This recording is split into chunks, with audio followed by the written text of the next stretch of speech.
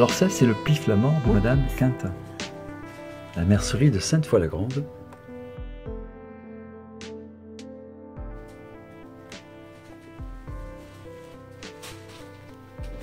Alors là, vous enfilez... J'enfile le premier tout seul. Je compte un espace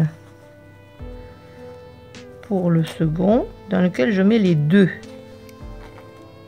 Ah d'accord, les deux du milieu, voilà, vous enfilez dans le même trou. Les deux du milieu s'enfilent dans le même trou. Ouais, okay. Et après, je compte le même nombre. Alors, je oublié de vous dire, mais là, bien sûr, on a une... C'est spécial flamand, c'est ça? Tête flamande, oui, tout à ouais. fait. Voilà, donc en fait, on a un pli. Et le crochet va servir. Voilà. La raflette est flamande également. Je ne sais pas si elle est flamande, mais en fait, c'est pour faire les têtes. Elle est pour... Voilà, donc on fait ceci. Oui.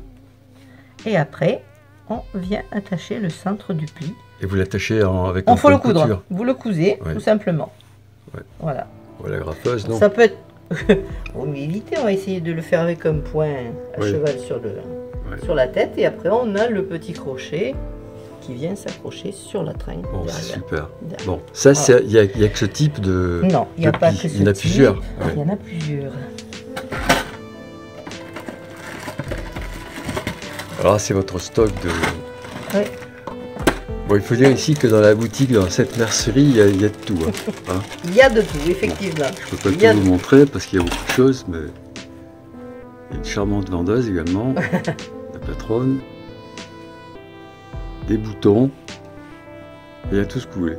Donc là, sans ce cas-là, je fais un espace. Ah, attendez, pardon. Ah, pardon. Attendez. Donc là, vous faites... Je fais 2 griffes dans un espace. Les 2 premières dans un espace. Voilà, et les 2 secondes dans un autre. Dans un autre espace. Et vous laissez combien entre les deux alors?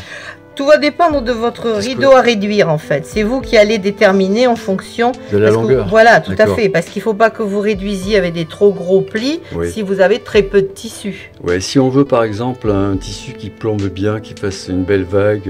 Alors oui, c'est-à-dire que plus vous allez faire des plis profonds, plus vous aurez... Enfin, moins vous aurez plus exactement de plis. Oui. Parce que par rapport à votre tissu, lui, ça va se réduire. Mais si vous les faites trop grands, vous en aurez très peu.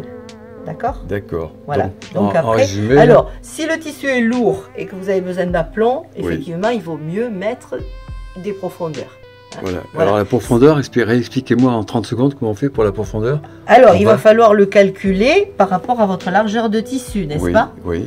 C'est-à-dire que si vous voulez mettre, par exemple, 3 plis, il va falloir calculer, ça c'est ça le plus compliqué, l'intervalle et la profondeur du pli.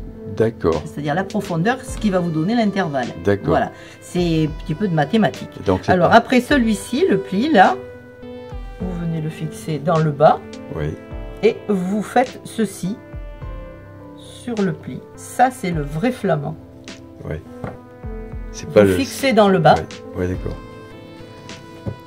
Et vous écartez le pli qui va vous donner l'aplomb. C'est pour ça qu'il le fixe dans le bas pour que le pli reste ouvert et que vous ayez l'aplomb du tissu qui est en dessous. Ok. Voilà. Et le fait de bloquer le pli, si vous voulez, va lui donner une... Un aplomb, puis avec une... Voilà, un maintien, si vous voulez, de chaque côté du pli. Voilà, tout simplement. Alors moi, personnellement, je ne les fais pas comme ça parce que je préfère les faire à la couture. Oui. Parce que je trouve que c'est un petit peu plus difficile de calculer l'intervalle avec le crochet. Et un peu plus difficile à poser. Donc en réalité, ce que je fais, c'est que je pose ma ruflette telle qu'elle est. Et je fais mes plis, je les calcule, je les pique. D'accord? Je les pique dans le mauvais sens, voilà. Vous les piquez à la machine? Je les pique à la machine, tout à fait. Je calcule mes plis avant, pareil. Je les pique à la machine. J'écrase mon pli. Je fais le même procédé. Ok. Et derrière, je viens coudre un petit crochet en plastique. Alors ça dépend le système de tringle. Ça dépend le système de tringle que vous avez. Si c'est des tringles en bois, ça va être un petit truc comme ça.